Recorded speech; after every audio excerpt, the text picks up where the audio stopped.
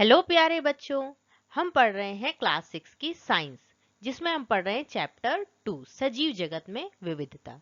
इसके previous video में हमने देखा था पार्ट 1 का, जो चैप्टर 2 का पार्ट 1 था। उसमें हमने ये देखा था कि सजीवों के अंतर्गत क्या क्या आता है, पौधे और जंतु। फिर हमने ये देखा कि पौधों में भी बहुत सारे अलग अलग प्रकार होते हैं, उन्हें हम अलग अलग समूहों में बांट सकते हैं। तो उस किस आधार पे हम उन समूहों को बना सकते हैं, ये भी हमने प्रीवियस वीडियो में देखा था। अगर आपने वो वीडियो नहीं देखा है तो पहले जाकर उस वीडियो को जरूर देखें, जिससे आपकी पढ़ाई एक सीक्वेंशियल वे में चलती रहे और आपको आगे का चैप्टर भी अच्छे से समझ में आ जाए। तो अब हम स्टार्ट करेंगे जंतुओं के समूह कैसे बनते हैं। हमने प्रीवियस वीडियो में क्या देखा था कि पौधों के समूह किस प्रकार बनते हैं। अब हम देखेंगे कि जंतुओं के समूह कैसे बनते हैं। देखिए, आपने अपने आसपास बहुत सारे जंतु तो देखे ही होंगे, जैसे मछली। देखिए, ये छोटी मछली, ये बड़ी मछली, ये मेंढक। तो इसमें देखिए छोटा रूप भी दिखा रहा है और बड़ा रूप भी दिखा रहा है, जैसे ये टर्टल, कछुआ, छोटा और बड़ा। तो देखिए ये किस प्रकार अलग है, हम थोड़ा सा ये समझने का कोशिश करते हैं। देखिए, जो ये मछली है ये कहाँ रहती है, पानी में रहती है। ठीक है, अगर इसे हमने आपने सुना ही होगा ना, पानी से निकालो मर जाएगी। मतलब जो इसका जल है, इसके लिए जल ही जीवन है। ठीक है, मछली बिना जल के नहीं रह सकती है। अब मेंढक है, तो मेंढक देखिए, मेंढक पानी में भी रह सकता है और पानी के बाहर भी हमने देखा है इसे टर टर करते हुए। अब जो सांप है, ये सांप कहाँ रहता है, ये बिल में रहता है। ठीक है, और कैसे चलता है, ये रेंगते हुए चलता है। ठीक है। अब कछुआ, कछुआ ये कहाँ देखा है हमने, ये पानी में भी रह सकता है और पानी के बाहर भी। खरगोश देखिए, इसे इधर उधर फुदकते फुदकते चलता रहता है। तो ये कैसे दौड़ता है, इसके चलने का प्रकार कैसा है, ये दौड़ता है। ठीक है, और पानी के तो बाहर ही रहता है ये। उसी प्रकार से देखिए, ये जो गाय है, तो इसमें इसके कितने चार पैर, पता है हमें कि गाय के चार पैर, एक पूंछ होती है ना, और भी बहुत सारी बातें हैं। तो और तितली, तितली देखिए ये क्या करती है, उड़ती रहती है ना, और फूलों से रस चुराती है। उसी प्रकार देखिए पक्षी, ये भी क्या करते हैं, ये भी उड़ते हैं और कैसे रहते हैं, अपना घोंसला बनाकर रहते हैं। तो देखिए ये बहुत सारे छोटे छोटे से जीव हैं जो सभी बच्चों ने अपने आसपास तो देखे ही देखे होंगे। तो ये हमने क्या देखा कि जंतुओं को हम किस आधार पर बांट सकते हैं, उनकी गति के आधार पर। गति के आधार पर मतलब किस प्रकार से वो चलते हैं, उनके चलने का तरीका कैसा है। ठीक है, तो जैसे वो चलते हैं, तो उस आधार पे हम उन्हें समूहों में बांट सकते हैं। अनेक जंतुओं की आकृति, अब देखिए ये गाय देखिए इतनी बड़ी दिख रही है और ये खरगोश इतना पिल्लू सा दिख रहा है ना। तो इसकी आकार में देखिए अंतर है ना इनमें। फिर उसके बाद क्या है, आकृति में और इनके आकार में। संरचना में मतलब ये किस प्रकार से इनकी संरचना है, उसके आधार पर भी हम इन्हें बांट सकते हैं। रंग के आधार पर हम जंतुओं को उनके रंग के आधार पर भी बांट सकते हैं। और भी ऐसी बहुत सी विशेषताएं होती हैं जो पौधे और जंतुओं को एक दूसरे से अलग करती है। पौधों का तो हमने पहले देख लिया था। तो हम किस आधार पर जंतुओं के समूह बना सकते हैं, उनकी आकृति के आधार पर। आकृति मतलब वो कैसे दिखते हैं, है ना।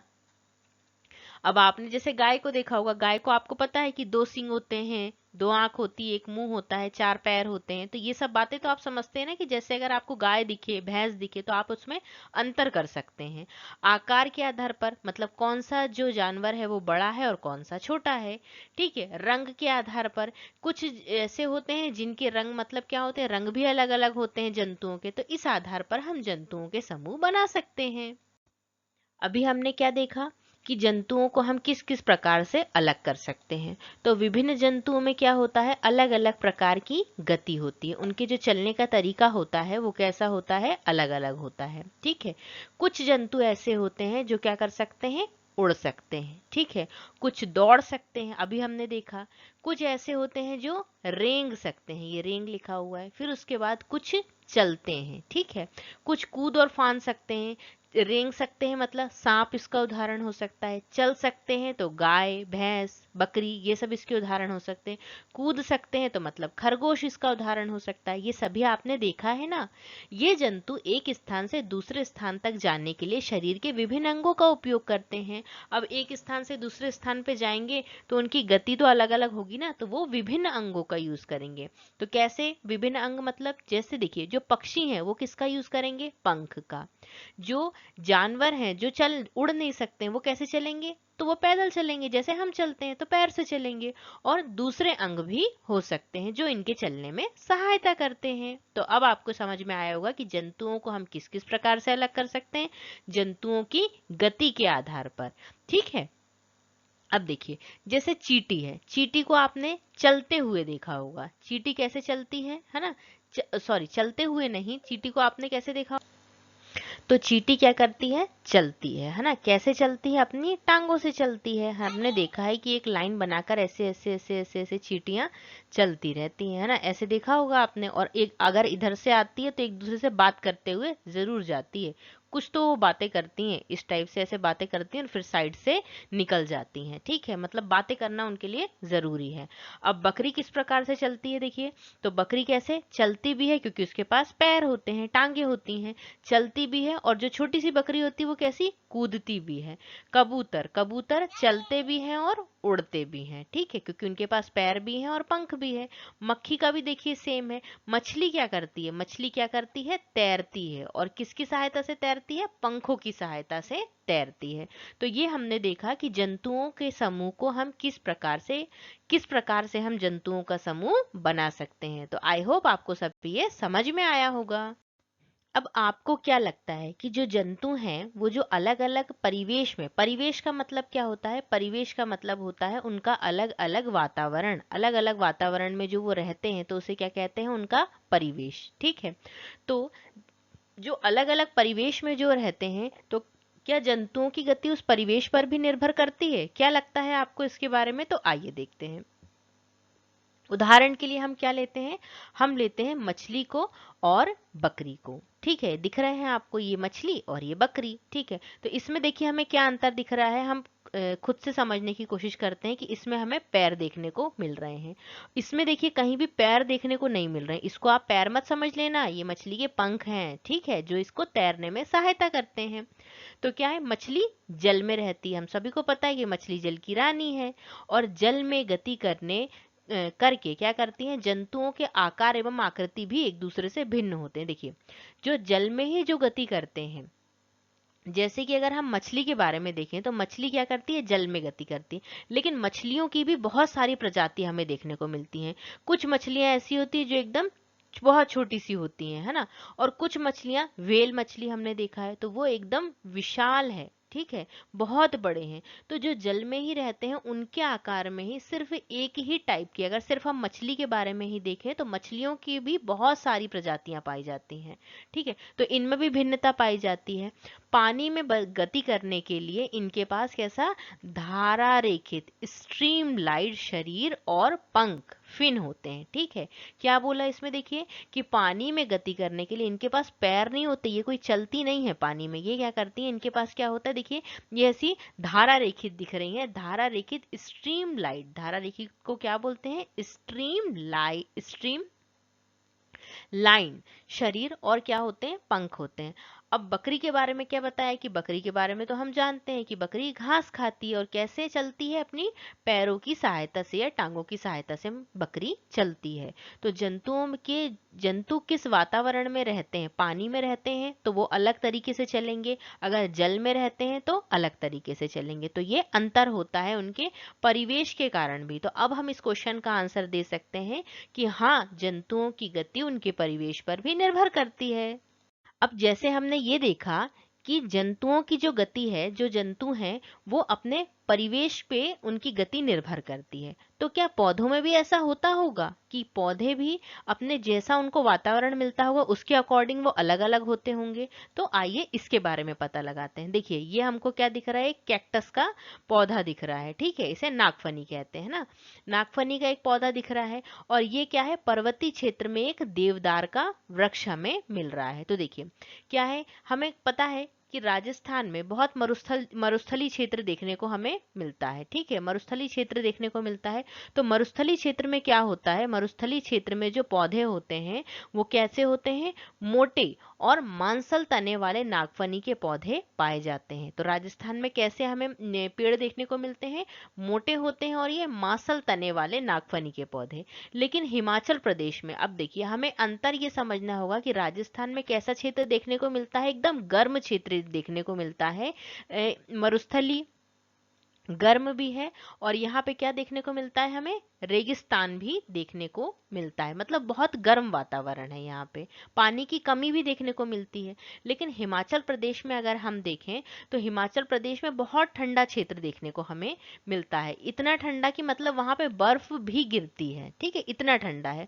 तो वहाँ के पेड़ कैसे होते हैं, देखिए पेड़ों में देखिए अंतर कैसा दिख रहा है। ये देखिए एकदम कटीले पेड़ दिख रहे हैं, और ये पेड़ देखिए एकदम सीधे इतने ऊंचे ऊंचे लंबे लंबे दिख रहे हैं। ठीक है, अब ये पेड़ कैसे होते हैं देवदार के, ये वृक्ष कैसे होते हैं, शंक्वाकार, मतलब शंकु के आकार के होते हैं। देखिए ये ऐसा, ये जो शेप बनता है नोक वाला, इसे क्या कहते हैं हम, शंकु के आकार का। और इसकी शाखाएं कैसी होती हैं, लचीली। लचीली का मतलब क्या होता है कि जो मूव हो जाती हैं। अगर जैसे इसके ऊपर कोई चीज ऐसे गिर रही है तो ये पत्ती क्या होंगी, अगर ऐसे है तो ये नीचे झुक जाएगी, ऐसी हो जाएगी। ठीक है, और झुकी हुई होती हैं पत्तियां, कैसी हुई होती हैं, इसकी शाखाएं झुकी हुई होती हैं। ठीक है, तो ये हमें पेड़ों में अंतर देखने को मिला। अब ये अंतर क्यों होता है इसके बारे में हम जानते हैं। देखिए मरुस्थली क्षेत्र में क्या होता है, अभी हमने देखा कि कम जल उपलब्ध होता है, पानी की क्या होती है, बहुत कम उपलब्धता हमें देखने को मिलती है, पानी बहुत कम रहता है। ठीक है, राजस्थान में क्या होता है, पानी की वैसी कमी देखने को मिलती है। और शुष्क मरुस्थली दिन में क्या होता है, अत्यधिक गर्म और रात्रि में अत्यधिक ठंडे होते हैं। दिन के समय कैसे होते हैं, यहाँ पे दिन बहुत ही ज्यादा गर्मी देखने को मिलती है, और रात्रि के समय अत्यधिक ठंडे होते हैं। इसीलिए क्या होता है, ऐसे पौधे और जंतु मिलेंगे जो दिन के समय बहुत अधिक गर्मी और रात्रि के समय अत्यधिक ठंड वाली परिस्थितियों में रह सकें। देखिए जो भी जीव जिस परिस्थिति में रहता है उसे अपने आप को उस परिस्थिति के अकॉर्डिंग ढालना ही पड़ता है। उसे अगर वो उस परिस्थिति के अनुरूप नहीं रहेगा तो वहां जीवित नहीं रह सकता है, उसका जिंदा रहना पॉसिबल ही नहीं है। तो इसके लिए क्या होता है कि वहां ऐसे पौधे और जंतु मिलते हैं जो दिन के समय बहुत अधिक गर्मी सहन कर लें और रात के समय बहुत अधिक ठंडी। ठीक है, तो मरुस्थल में पाए जाने वाले पौधों में कैसे पौधे पाए जाते हैं, अभी हमने देखा नागफनी का, मांसल तने वाले। अब ये क्या करते हैं, ये जल को संग्रहित कर सकते हैं, मतलब क्या कर सकते हैं, पानी का स्टोरेज करके रख सकते हैं। अब देखिए पौधा है तो जाहिर सी बात है कि पौधे को पानी की जरूरत तो होगी ही, लेकिन जब पानी की कमी है, तो पानी की जब हमारे यहाँ कमी होती है, आपने नॉर्मली देखा होगा, तो हम क्या करते हैं कि अगर हमारे यहाँ नल आया है या टैंकर आया है तो हम क्या करते हैं, पानी को स्टोर करके रख लेते हैं। ठीक है, स्टोर करने से क्या होगा कि जब हमारे यहाँ पानी की कमी होगी तो हम इस पानी को यूज कर लेंगे जो हमने अलग से स्टोर करके रखा है। तो ऐसे ये पौधे भी क्या करते हैं, अपने एक अलग से कंटेनर होता है, अलग से क्या करते हैं, ये स्टोर करके रख लेते हैं पानी को। ठीक है, तो अब उसमें क्या होता है, उन स्थानों की जब गर्म परिस्थितियां पड़ती हैं तो ये उस जल का उपयोग करते हैं। अब ये कैसे कंटेनर का यूज करेंगे, अब इनके पास कोई अलग से बर्तन तो है नहीं, ये क्या करते हैं, अपनी जड़ों में ही पानी को संग्रहित करके रख सकते हैं। पौधे इसी प्रकार से पौधे को अपने पानी को संग्रहित करके रखेंगे ना। अभी हमने क्या देखा कि गर्म क्षेत्र में जो पौधे होते हैं वो कैसे होते हैं, मांसल तने वाले होते हैं और पौधे को पानी को संग्रहित करके रखते हैं। ठीक है, कि जब पानी की कमी हो तो वो उस पानी को से अपने आप को जीवित रख सकें। अब क्या होता है, जो ठंडे क्षेत्रों में, बहुत ठंडे क्षेत्र, जैसे हमने कहाँ का उदाहरण देखा था, हिमाचल प्रदेश का, तो ये हिमाचल प्रदेश में हमें कैसा देवदार का वृक्ष देखने को मिला। यहाँ वातावरण कैसा है, एकदम ठंडा वातावरण है और पानी की भी कोई कमी नहीं है, पर्याप्त मात्रा में पानी भी उपलब्ध है यहाँ पे। तो क्या है, बहुत ठंडे पर्वतीय क्षेत्रों में क्या होता है, हिमपात, हिम का मतलब होता है बर्फ और पात का मतलब बर्फबारी होती है। ठीक है, बर्फ गिरती है। ठीक है, ऐसी परिस्थितियों में जीवित रहने के लिए कुछ वृक्षों की बनावट ऐसी होती कि उन पर बर्फ टिकती ही नहीं है। अभी हमने पढ़ा था कि देवदार के वृक्ष की जो शाखाएं होती वो कैसी होती हैं, लचीली होती हैं। ठीक है, मतलब अगर मान लीजिए इसके ऊपर बर्फ गिर भी रही है तो ये पत्तियां नीचे झुक जाती हैं, और ये वैसे ही शाखाएं झुकी हुई होती हैं। अगर बर्फ जम गई है तो ये क्या करती है, अपने आप ही बर्फ को गिरा देती है, बर्फ को रुकने नहीं देती है। तो उससे क्या होता है, आसानी से बर्फ फिसल जाती है। देवदार के वृक्षों की शंक्वाकार आकृति, देखिए आकृति किस प्रकार की देखने को मिल रही है हमें, शंकु के आकार की, है ना। तो ये आकृति और इसके नीचे जो झुकी हुई शाखाएं हैं, हमें पता है कि देवदार की जो शाखाएं वो कैसी होती हैं, नीचे की ओर झुकी हुई होती हैं। तो ये क्या करती हैं, बर्फ को नीचे गिरा देती हैं। ये ऐसे क्यों है पौधे, कि नागफनी का पौधा इस टाइप से है, एकदम कटीला सा दिख रहा है हमें, है ना, और ये है इतने ऊंचे, इतने सुंदर और शंकु आकार के दिख रहे हैं। कारण है इनके परिवेश का, इनके वातावरण का। ठीक है, ये वातावरण इनका अलग अलग है, इसीलिए ये पौधे अलग अलग हैं। तो अभी हमने क्या देखा, अभी हमने ये देखा कि किस प्रकार से एक क्षेत्र का जो वातावरण होता है, एक क्षेत्र की जो परिस्थितियां होती हैं वो दूसरे क्षेत्र की परिस्थितियों से अलग होती है। और यही कारण है कि एक क्षेत्र में जो जंतु पाए जाते हैं वो दूसरे क्षेत्र में पाए जाने वाले जंतुओं से अलग होते हैं। या पौधों में भी यही है कि पौधों में एक क्षेत्र में, जो गर्म क्षेत्र में जो हमें नागफनी के जो पौधे हैं और हिमाचल प्रदेश में जो देवदार के वृक्ष हमने देखे, तो इनमें अंतर क्या है, सिर्फ परिवेश का अंतर है। ठीक है, अब देखिए, ये देखिए जानवर तो दोनों क्या है, ऊंट ही हैं। ठीक है, लेकिन इनमें अंतर क्या है, क्या देखिए क्या है, दोनों तो ये क्या है, ऊंट ही दिख रहे हैं हमें, लेकिन देखने में जो हमें इनकी पिक्चर दिख रही है वो हमें, इनकी पिक्चर दोनों की अलग अलग दिख रही है। ये कुछ अलग सा एकदम खूंखार शेर टाइप का, इसका मुंह ऐसा शेर जैसा दिख रहा है, और ये तो ऊंट जैसा दिख रहा है, जो सामान्य ऊंट हमने देखा हुआ है। तो ये क्या है, देखिए ये राजस्थान के गर्म मरुस्थल में रहने वाला ऊंट है, ये वाला देखिए, है ना।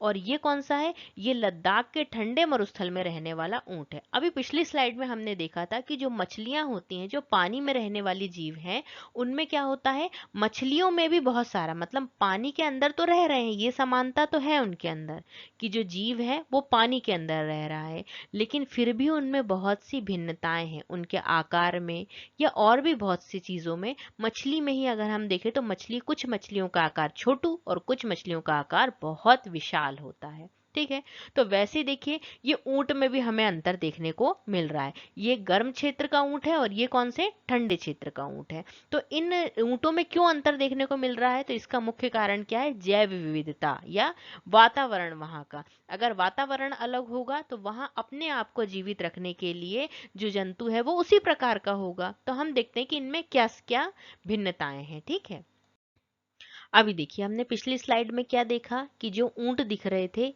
तो वो दोनों ऊंट ही, लेकिन दोनों में बहुत अंतर दिख रहा था हमें। एक का चेहरा एकदम झब्बेदार, मतलब शेर की तरह दिख रहा था, और एकदम बिल्कुल सूखा साका सा दिख रहा था, जो राजस्थान वाला था, है ना। और जो लद्दाख वाला था वो एकदम बहुत, बोलना चाहिए कि बहुत बहुत किस टाइप से बोलना चाहिए कि बहुत खूंखार टाइप का दिख रहा था हमें, है ना, ऐसा हम समझ सकते हैं। तो देखिए जो गर्म मरुस्थल के ऊंट हैं उनके पैर कैसे होते हैं, लंबे होते हैं, ये परिस्थिति के अनुसार है ना, पैर लंबे होते हैं। और जो उनके जो खुर हैं वो कैसे होते हैं, चौड़े होते हैं। ठीक है, इनके चौड़े खुर होते हैं, क्यों होते हैं, ताकि ये मरुस्थल की रेत में बिना धंसे चल सके। दूसरी ओर क्या होता है, जो ठंडे मरुस्थल के जो ऊंट होते हैं उनकी ऊंचाई और उनके पैर कैसे होते हैं, गर्म मरुस्थल की तुलना में जो ऊंट पाए जाते हैं उनकी तुलना में छोटे होते हैं। मतलब जो ठंडे मरुस्थल के जो ऊंट होंगे उनकी ऊंचाई कैसी होगी, कम होगी, और पैर भी कैसे होंगे, छोटे होंगे। ठीक है, मरुस्थली परिस्थिति के अनुसार क्या होता है, भोजन सहजता में उपलब्धता नहीं होती। मतलब क्या है कि जो रेगिस्तान की जो वातावरण है, जो परिस्थिति, वहां पर भोजन बहुत आसानी से उपलब्ध नहीं हो पाता है। तो इसीलिए ऊंट क्या करते हैं, अपने कुबड़ में भोजन को संचित करके रखते हैं। जो ऐसा उठा हुआ एक ऐसा होता है ना ऊंट का, तो यहाँ पे क्या करते हैं, वो भोजन को संचित करके रखते हैं। और गर्म मरुस्थल में पाए जाने वाले ऊंटों में एक कुबड़ होता है, जो भोजन की कमी के दौरान उन्हें जीवित रहने में सहायता करता है। ठीक है, गर्म मरुस्थल के जो ऊंट हैं उनमें एक कुबड़ पाया जाता है, और इनके पैर कैसे होते हैं, लंबे होते हैं, और खुर कैसे होते हैं, चौड़े होते हैं। ये हमने देखा कि जो गर्म मरुस्थल के ऊंट हैं उनकी क्या विशेषताएं होती हैं। अब ठंडे मरुस्थल के ऊंट में क्या होता है, इनमें दो कुबड़ पाए जाते हैं। ठीक है, ठंडे मरुस्थल के ऊंटों में दो कुबड़ पाए जाते हैं। ये दोनों कुबड़ सर्दियों के अंत के दिनों में छोटे हो जाते हैं। ठीक है, ये ऑटोमेटिक वाली कोई प्रोसेस होगी। क्योंकि ठंडे मरुस्थल में अधिक भोजन उपलब्ध नहीं होता है और उस समय उन्हें कुबड़ों में संचित भोजन का, देखिए परिस्थिति तो वही है, ना रेगिस्तान में ज्यादा भोजन मिल रहा है, ना जहाँ बहुत ज्यादा बर्फ पड़ रही है वहां भोजन देखने को मिल रहा है ना। तो ठंडे मरुस्थल में क्या होता है, उन्हें जो संचित भोजन है उसी का ही उपयोग करना पड़ता है। उनके सिर से लेकर गर्दन के निचले भाग तक हमने देखा कि बहुत कैसे लंबे बाल होते हैं, बहुत एकदम शेर जैसे झब्बेदार दिख रहे हैं, जो लद्दाख के बर्फीले मौसम में। अब देखिए ये बाल क्यों होते हैं, बाल होने का कारण ये है कि उन्हें ठंड कम लगे, ठीक है, बाल से क्या होता है कि उन्हें ठंड कम लगती होगी, तो लद्दाख के बर्फीले मौसम में क्या होता है, ताकि वो अपने आप को जीवित रख सकें। अब मरुस्थल को में ऊंटों को जीवित रहने के लिए कौन सी अन्य विशेषता सहायता हो सकती है, देखिए उनके पास क्या होता है, एक कूबड़ होता है, जो रेगिस्तानी वाले क्षेत्र में पाए जाते हैं उनके पास एक कूबड़ होता है। पैर कैसे होंगे, लंबे होंगे, खुर कैसे होंगे, चौड़े होंगे, ये होगी विशेषता गर्म मरुस्थल वालों की। और ठंडे मरुस्थल वालों की कैसी होगी, इनके पास कितने कूबड़ होंगे, इनके पास दो कूबड़ होंगे, ठीक है, इनके पास दो कूबड़ होंगे। और ये क्या करेंगे, इनमें बहुत ज्यादा बाल देखने को मिलते हैं, इनकी ऊंचाई भी कम होती है। तो आई होप आपको ये समझ में आया होगा कि क्यों ये जो ऊंट है, हैं तो दोनों ऊंट ही, लेकिन इसमें क्या अंतर है। तो उसमें पहले पूछा गया था ना कि इन दोनों में क्या अंतर है, तो अब आप इसको इजीली बता सकते हैं कि इन दोनों में क्या अंतर है। अब इस पार्ट में हमें कुछ वैज्ञानिकों से भी जान पहचान करवाई गई है कि हमें इनके बारे में भी पता होना चाहिए, कि इनके महान कार्यों के बारे में हमें जानकारी होनी ही चाहिए। तो पहले वैज्ञानिक कौन है, जानकी अम्माल, ठीक है, इनका जन्म 1897 से और मृत्यु 1984 में। अब ये क्या है, एक भारतीय वनस्पति शास्त्री थे, ठीक है, और जो क्या है पर्यावरण संबंधी कार्यों के लिए समर्पित थे, मतलब पेड़ पौधों से संबंधित हैं ये। और अब उनके प्रति जब जिस फील्ड में व्यक्ति काम करता है उससे उसका एक विशेष लगाव भी होता है। तो इन्होंने क्या किया है, इन्होंने जो पेड़ पौधे हैं उनके संरक्षण में महत्वपूर्ण भूमिका निभाई है। और इसका प्रारंभ कहाँ से हुआ, साइलेंट वैली बचाओ, जो हमें पश्चिमी घाट देखने को मिलता है भारत का। ये अगर जैसे हम इस प्रकार से भारत को देखें, ये जो भारत का दक्षिणी हिस्सा है, तो यहाँ पे जो हमें क्षेत्र देखने को मिलता है इसे हम कहते हैं पश्चिमी घाट। तो पश्चिमी घाट में साइलेंट वैली बचाओ जो आंदोलन था उसमें इनकी महत्वपूर्ण भूमिका रही, ठीक है। तो इनके बारे में हम और जानने की प्रयास करते हैं कि और क्या है इनके बारे में। साइलेंट वैली बचाओ, तो ये कहाँ की घटना है, ये कहाँ की, ये है केरल में पालक्काड़ जो जनपद है वहां की ये घटना है, ये वास्तविक घटना है, ठीक है, कोई ऐसी कहानी नहीं है, सच्ची की बात है ये, ठीक है। तो वहां पे क्या है, बहुत ही सुंदर सदाबहार जंगल और समृद्ध जैव विविधता। जैव विविधता मतलब क्या होता है कि अलग अलग प्रकार के जीव जंतु, अलग अलग प्रकार के पौधे देखने को मिलते हैं। तो ये क्या है, उसकी संरक्षित करने के विषय में है, ठीक है। प्रसिद्ध साइलेंट वैली को उन आमजनों द्वारा चलाए गए एक अद्वितीय आंदोलन द्वारा बचाया गया था। साइलेंट वैली को कैसे बचाया गया है, देखिए कुछ आंदोलन वहां पे क्या है, कुछ जैसे जब भी कुछ प्रोग्रेस वर्क होता है तो वहां पे क्या होता है, बहुत सी जो प्राकृतिक चीजें हैं उनसे छेड़छाड़ की जाती है, उनको भी हटा दिया जाता है, लोगों को भी एक जगह से दूसरी जगह स्थानांतरित कर दिया जाता है, मतलब एक जगह से दूसरी जगह भेज दिया जाता है। तो इसमें क्या होता है, यहाँ पे भी कुछ इस प्रकार की प्रोसेस हुई होगी जिसमें इन जो जानकी अम्माल है इनने महत्वपूर्ण भूमिका निभाई, ठीक है। तो वहां पे सिर्फ ऐसा नहीं है कि इन्होंने ही किया, वहां के जो जो जनता है, आम जन जो है, उन्होंने भी इसे बचाने में महत्वपूर्ण भूमिका निभाई। संघर्ष क्या था कि कुंतीपुड़ा नदी के समीप एक जल विद्युत बनाने का प्रस्ताव था, तो इन्होंने इसका विरोध किया। देखिए जब कोई प्रस्ताव लाया जाता है तो उससे विकास तो होता है, लेकिन उससे प्राकृतिक छेड़छाड़ के कारण क्या होता है, प्रकृति को बहुत नुकसान होता है। तो एक पक्ष ये है कि अगर विकास हो रहा है तो दूसरा पक्ष ये भी है कि प्रकृति को भी नुकसान हो रहा है। तो हमें ज्यादातर कोशिश ये करना चाहिए कि प्रस्ताव ऐसे हों जिनसे प्रकृति को कम से कम या बिल्कुल नुकसान ना के बराबर हो। तो ऐसे प्रोजेक्ट जो हैं वो सफल प्रोजेक्ट हम मान सकते हैं। तो क्या किया इन्होंने, 10 वर्षों तक संघर्ष ये जारी रहा, ठीक है। तो इन्होंने क्या किया, तो इन्होंने जो जानकी अम्माल, इन्होंने साइलेंट वैली को बचाने में महत्वपूर्ण भूमिका निभाई थी, ठीक है। एक प्रसिद्ध वैज्ञानिकों के बारे में और दिया गया है, इनका नाम क्या है, सलीम अली। ये बहुत ही महत्वपूर्ण व्यक्ति माने जाते हैं, ठीक है। जो ये सलीम अली क्या है, इन्होंने किसके लिए संरक्षण के काम किया, तो इन्होंने पक्षियों की विविधता का अवलोकन करने के लिए पूरी भारत की यात्रा की। इनका जन्म कब हुआ, तो इनका जन्म हुआ है कब, 12 नवंबर 1896 को। अब 12 नवंबर इसमें डेट क्यों बताई जा रही है, 12 नवंबर अलग से क्यों मेंशन किया गया, तो उसका कारण है, उसका कारण ये है कि 12 नवंबर को क्या मनाया जाता है, 12 नवंबर को मनाया जाता है राष्ट्रीय पक्षी दिवस। ठीक है, मतलब ये इतने विशेष व्यक्ति हैं कि इनके नाम पर क्या है, इतना मतलब इन्होंने पक्षियों के लिए इतना काम किया है कि इनके जन्म को राष्ट्रीय पक्षी दिवस के रूप में मनाया जाता है। और इन्हें क्या कहा जाता है, इन्हें भारत का पक्षी पुरुष या बर्ड मैन ऑफ इंडिया के नाम की इनको संज्ञा दी गई है। इनके महान कार्यों के लिए इन्हें 1976 में 1976 में पद्म विभूषण, जो कि भारत के सर्वोच्च सम्मान में से एक है, तो इन्हें पद्म विभूषण से सम्मानित भी किया गया है। इन्होंने क्या किया है, इन्होंने पक्षियों के अत्यधिक विविधता वाले क्षेत्रों के बारे में बताया और उनके संरक्षण किस प्रकार से किया जा सकता है ये भी बताया।